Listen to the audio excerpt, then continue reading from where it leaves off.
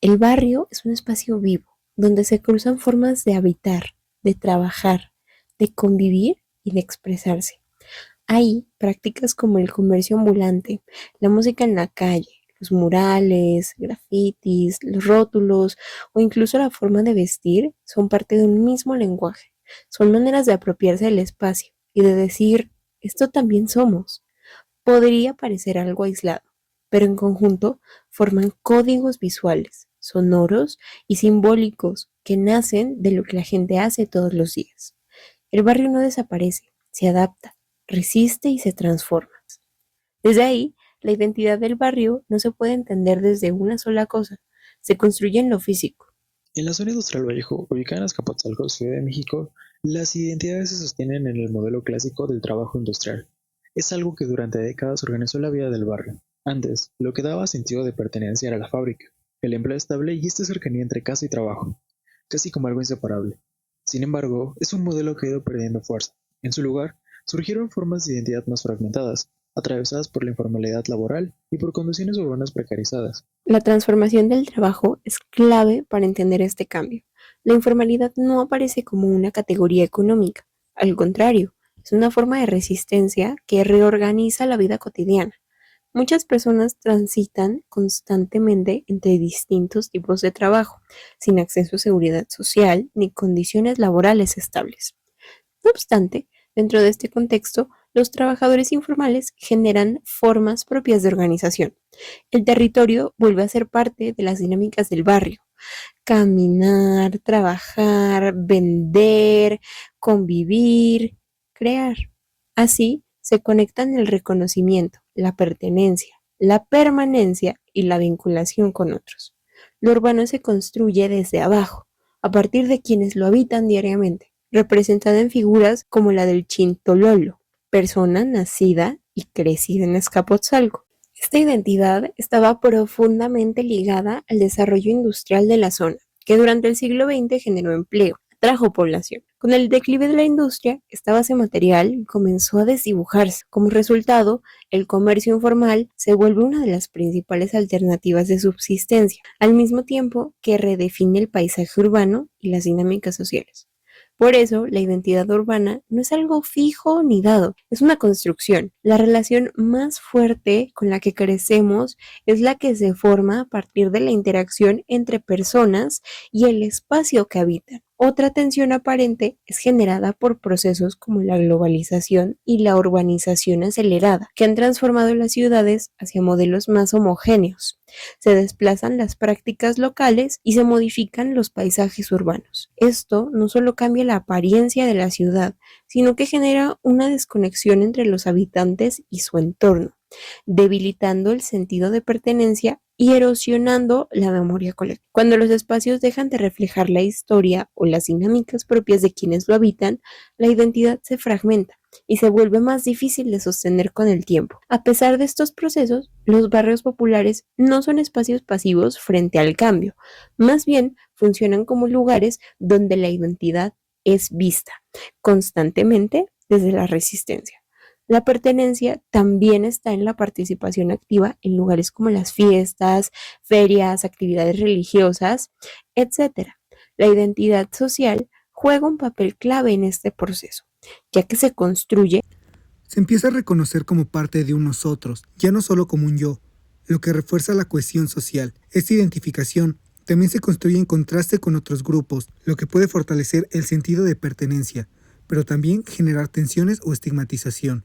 En este punto, la identidad comunitaria se diferencia porque no solo implica pertenecer a un grupo, también compartir una historia y prácticas. Es un proceso continuo que se alimenta de experiencias comunes, de luchas, de logros y de la vida diaria en el territorio. Un punto clave es que la identidad comunitaria en estos contextos se sostiene precisamente en esta capacidad de adaptación. Las comunidades pueden integrar nuevos elementos sin perder completamente sus formas de organización y sentidos de pertenencia. En los centros históricos, la identidad del lugar suele ser reinterpretada desde lógicas externas, principalmente impulsadas por intereses globales como el turismo, el mercado inmobiliario o la gestión cultural. Estas dinámicas construyen lo que se conoce como marca del lugar, una representación del territorio basada en imágenes atractivas que buscan posicionarlo dentro de un mercado global. Sin embargo, esta construcción no parte de la vida real del lugar, sino de una versión idealizada que termina afectando tanto al patrimonio como a las personas que lo habitan. Frente a esta lógica, Tena Núñez y Heredia Alba plantean que el territorio no puede entenderse únicamente desde su representación, debe hacerlo desde la experiencia cotidiana que lo construye.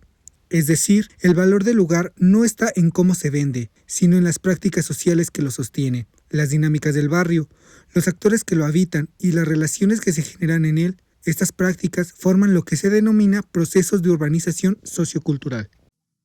El concepto de capital social hace referencia a los recursos que las personas obtienen a través de sus relaciones sociales, redes de confianza, cooperación y apoyo mutuo. Desde esta perspectiva, la identidad comunitaria no depende únicamente de compartir un espacio físico, sino de la capacidad de establecer vínculos que faciliten la acción colectiva. En el caso de la zona industrial Vallejo, la transformación del empleo industrial y el crecimiento de la informalidad han modificado la forma en que se generan estos vínculos. Sin embargo, lejos de desaparecer, las redes sociales se han reconfigurado. Los comerciantes, trabajadores informales, vecinos y organizaciones locales desarrollan mecanismos de cooperación que les permiten enfrentar problemáticas comunes como la inseguridad, la precarización laboral y el deterioro del espacio urbano. Desde esta perspectiva, el barrio funciona como una red social donde las relaciones cotidianas permiten construir una identidad colectiva, incluso en contextos de incertidumbre económica.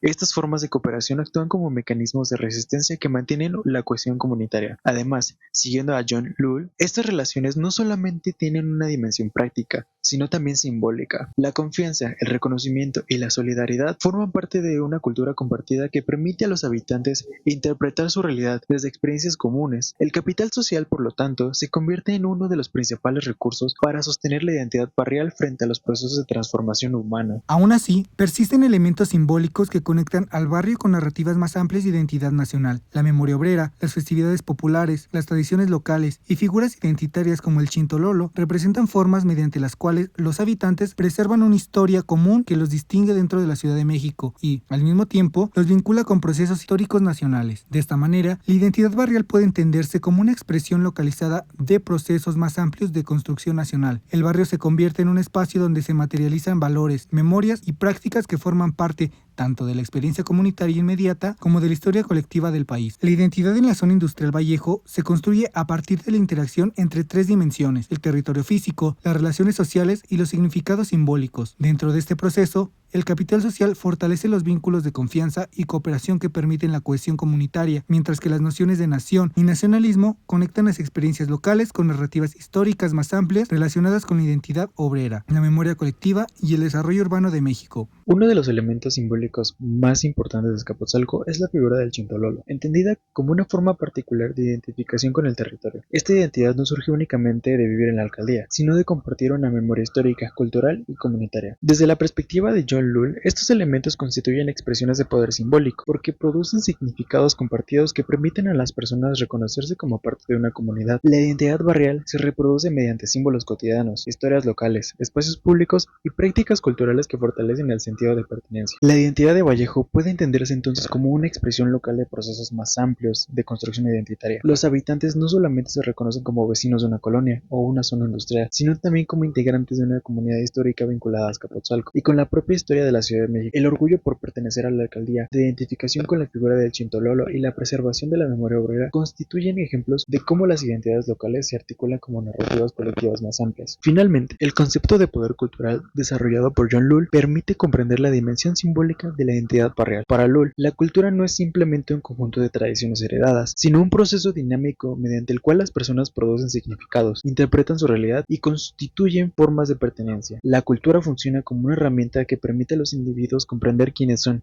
cómo se relacionan con los demás y cuál es su lugar dentro de la sociedad. Desde esta perspectiva, la identidad de Vallejo no depende exclusivamente de su infraestructura industrial ni de sus condiciones económicas. Se construye también a través de símbolos, relatos, prácticas cotidianas y expresiones culturales que otorgan significado al territorio. Lul retoma además el concepto de hábitos de Pierre Bourdieu para explicar cómo las experiencias sociales se incorporan a las formas de pensar y actuar de las personas. El hábitus se construye a partir de las experiencias cotidianas y orienta las prácticas sociales sin necesidad de las reglas explícitas.